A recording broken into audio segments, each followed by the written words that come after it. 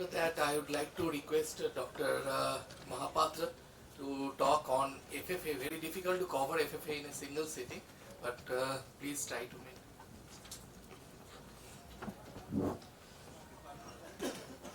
Good afternoon.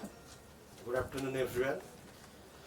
In the era of structures, OCT, autofluorescence, multicolor imaging, and OCTA, FFA still stands tall as a diagnostic tool in retinal pathological conditions.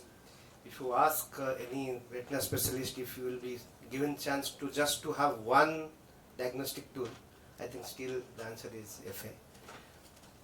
So, general principle I hope most of us know, but it's just to start the topic for fluorescent dye, which is being carried through the vascular system, and the principle is excitation and barrier filter, where the final image comes, and it is indicated in vast number of ocular pathologies, which includes vascular as well as macular pathologies.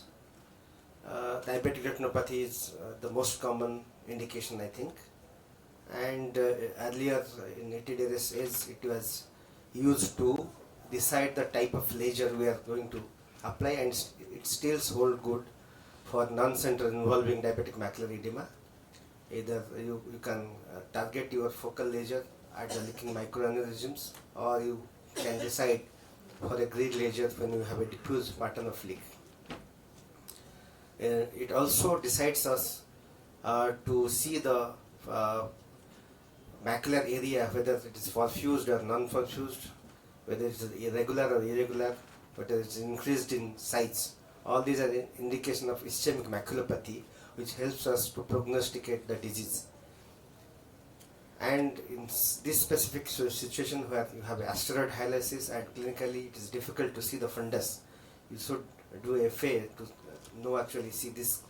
This is the picture of this is the same patient where you can see lot of diffusing leaks from disc as well as from the neovascular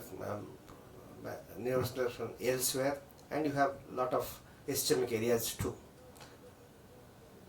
So in case of AMD, you can clinically correlate with whether which type of Fluorescein and what is the indication for treating.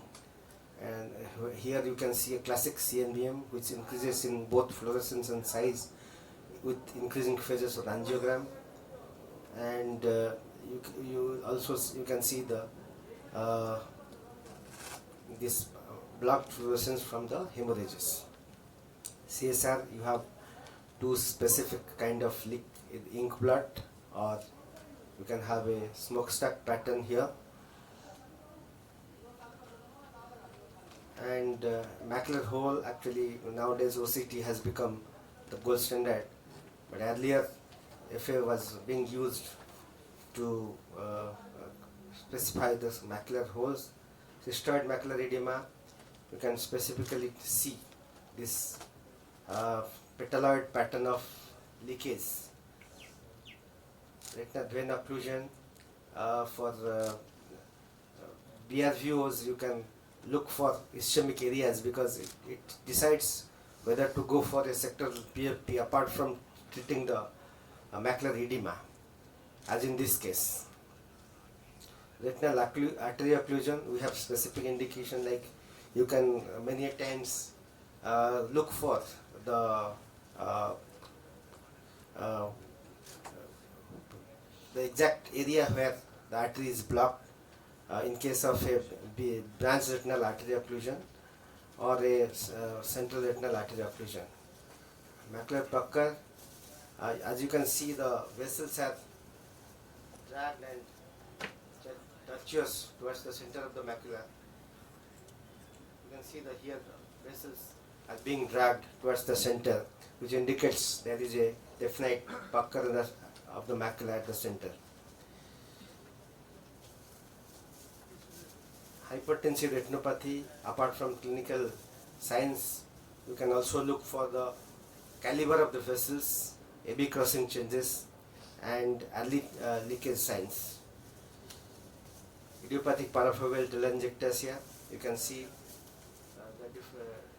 increase in foveal avascular zone with late leakage pattern in some cases. Retinal arterial macroaneurysm, you can see here there is a blood clot, but just to establish the diagnosis, if you do FA, you can see the point of leak here. You may not need a anti-VEGF, but you can do a direct laser to the leaking macroaneurysm. Macular pathologies, which is best macular dystrophy, where you can see a window defect.